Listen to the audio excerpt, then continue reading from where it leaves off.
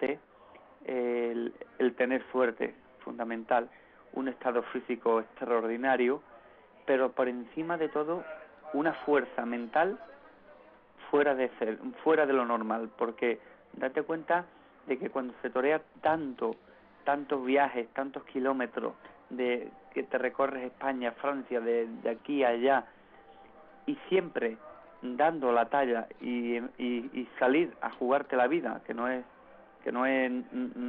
no sale a decir que no es como el que va a trabajar, no, vas a jugarte la vida de verdad, a enfrentarte a un animal mucho más poderoso que tú, ¿no? Y a deleitar a miles y miles de personas, y eres tú solo, que no eres un grupo, sino tú solo. Eso es muy difícil, eso es muy difícil. Yo miro para atrás y bueno, a mí, yo siempre digo que a mí de mayor me gustaría parecerme a Jesulín, pero por supuesto no hacer los logros que pudo hacer, ¿no?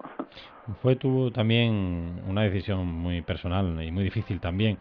Aquella ocasión que a comienzos del 99, tras un lunes de resaca, precisamente en Sevilla, tras estoquear una corrida de Núñez del Cubillo, decides pues hacer un descanso, abrir un paréntesis en tu trayectoria por diversos motivos que ahora me explicarás. 2 años más tarde y con aires renovados vuelves o continúas el 3 de marzo en Olivenza. ¿Qué le hizo, digamos, a Jesulín de Ubrique tomarse ese respiro? Bueno, sencillamente me puse el paréntesis en mi carrera para organizar un poco mi vida personal y profesional, ¿no? O sea, yo en realidad retirarme me he retirado una vez, que ha sido esta, ¿no? Uh-huh. Yo nunca dije en aquel momento de que me retiraba, ¿no? Simplemente me fui en silencio para poner un paréntesis en mi carrera, porque creo que tenía en mi vida otras cosas tenían prioridad a torear, ¿no? Y bueno, siempre dejé la puerta abierta para en el momento que yo creía oportuno y que creía que era el momento, pues volver, ¿no? Y así lo hice. Jesulín de Ubrique, ¿por qué ha toreado? ¿Por vocación, por dinero, por amor a este arte? Bueno, yo creo que para torear lo primero que tienes que tener es afición. Después de que tengas afición, pues no cabe duda de que lo económico es fundamental, ¿no? Ya que te juegas la vida, pues es importante que tengas una recompensa. Y la recompensa, pues de alguna manera, la recoges, pues bueno, en lo económico, que es lo que te sirve, pues para ver cumplido las ilusiones que puedes tener, de tener un coche, de tener una finca, de tener, no sé, una maceta, o sea, para adquirir ciertas cosas que te hacen ilusión tenerlas, ¿no? Entonces yo creo que la afición y por supuesto lo económico van unidos, ¿no? En ese aspecto, ¿no? Yo no conozco ningún torero que se juegue la vida simplemente por amor al arte o por afición. De hecho, cuando muchas veces los toreros nos quedamos fuera de muchas ferias, simplemente es porque no se llega a un acuerdo económico, ¿no? Uh-huh. Entonces hay que ser lógico Y y hay que consciente, ser ¿no? realista, y porque, oye, si es por afición, pues vale, todo el mundo encajamos en todos sitios, ¿no? Claro. Pero normalmente cuando un torero que es interesante, que es importante y que tiene que estar en los sitios y la mayoría de las veces no está, es porque el acuerdo ha sido económico. Uh-huh. Desde luego hay algo que no es económico y se aleja muchísimo.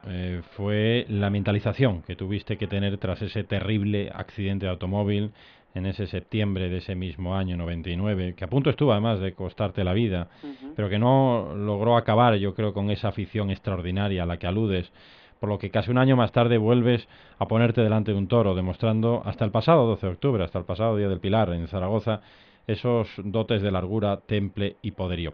¿Cuánto te llegó a afectar físicamente esta tragedia y dónde sacaste fuerza?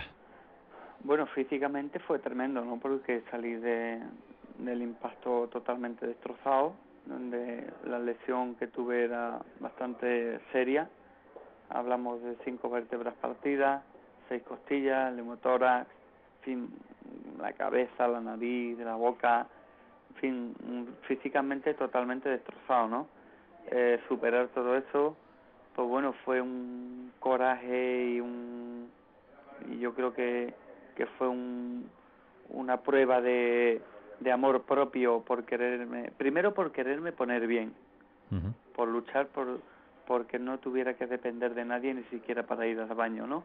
Ujú. Y a partir de ahí plantearme el hecho de volver a torear, que era ya algo totalmente absurdo y en un principio olvidado, pues también me hacía ilusión, ¿no? Y yo creo que bueno, que como yo era el enfermo, pues yo decidía cuáles eran mis causas para poderme quedar parado o para seguir, ¿no? Y afortunadamente creo que saqué fuerzas de mucha flaqueza, porque en esos momentos lo que tenía era mucha flaqueza y desesperación, porque creo que me había pasado una cosa que bueno, normalmente Que era yo creo injusta. que, que nunca nos conformamos, ¿no? Y yo pues no estaba conforme con aquello que me había pasado y tenía que luchar porque bueno, si yo tenía que decir adiós al mundo de los toros, que no hubiese sido un coche que me hubiese puesto el punto y final, ¿no? Otra cosa que no comprendo yo, ¿no? Y a pesar de ese toreo largo y de poder ilimitado, de trazo limpio frente a todo tipo de toros, en las más de 4.000 reses que has estoqueado, cerca de las 1.200 corridas en las que has participado, llenando cualquier coso taurino, como en las tardes de 9 billetes en Bilbao, que sepan ustedes que llenar Bilbao es complicadísimo, desde el cordobés no se llenaba, y con Jesulín Dubrique volvió a llenarse, convocando además al mayor público que jamás tengamos referencia de torero alguno. Recibes por parte de cierto sector del público y buena parte de la crítica taurina un tratamiento, permíteme que la defina a todas luces, injusto y desproporcionado, ¿no?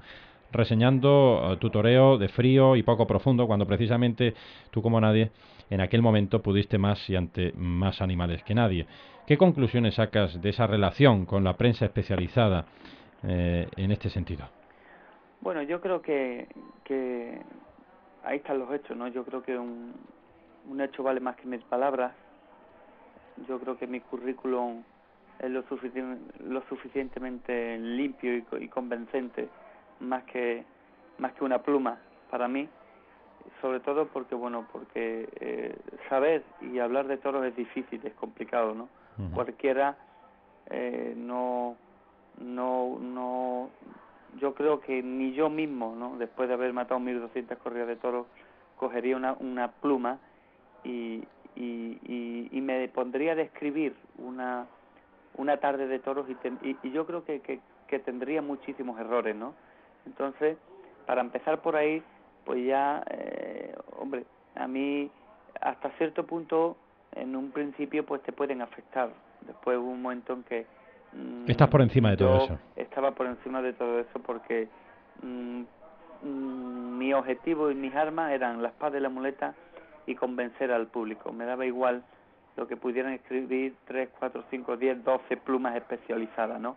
Porque nunca pasaban de ser 10 o 12 plumas especializadas. Yo creo que el mayor juez es el propio público, y el público es el que te dice si está bien o está mal, si eres bueno o si eres malo, ¿no? Evidentemente también es consciente Jesús Dubrique que llegaste a desafiar hasta la propia superstición, ¿no? Vistiendo ese traje amarillo canario, recuerdo, en las ventas, subiéndote a lomos en un astado en Gijón o estoqueando esas 3 corridas con público exclusivamente femenino, como en Aranjuez, Puerto Santa María y Granada, de los que muchos estamos muy celosos, porque desde luego tuvo que ser una tarde inolvidable para un hombre estar con tantas mujeres a la vez. ¿Qué significaron, Jesús, estos momentos y qué se siente cuando finalmente todos llegan a buen puerto? Bueno, yo creo que lo importante es que todos llegaron a buen puerto, ¿no? Y a lo mejor lo que en un principio era chocante, pues después fue tolerante, ¿no? Y se aceptó, ¿no? Pero yo creo que mi carrera ha sido más que eso, ¿no? Yo creo que mi carrera, los cimientos de mi carrera ha sido más que eso. Esas son cosas que surgieron en Anécdotas. esos momentos, pero que a lo mejor tampoco han estado al alcance de otros, o que a lo mejor otros no se han atrevido a hacerlo y yo lo hice, ¿no? Uh-huh. Pero yo creo que mi carrera hay que describirla por muchísimas más cosas que por haber hecho 3 corridas para mujeres, montarme encima de un toro o vestirme de amarillo, que en cierto morbo y en cierto caso pues también tiene su morbo y su cosa, porque también a la gente hay que darle un poco de todo, ¿no? No, pero yo creo que que, el como tú bien público, dices, nos distancia, ¿no?, de esa perspectiva de claro, consumado diestro frente al toro, en donde además pero nunca no, plegaste bandera. Es decir. claro, pero lo que no quiero es, o sea, y lo he dicho en muchas ocasiones, ¿no?, que mi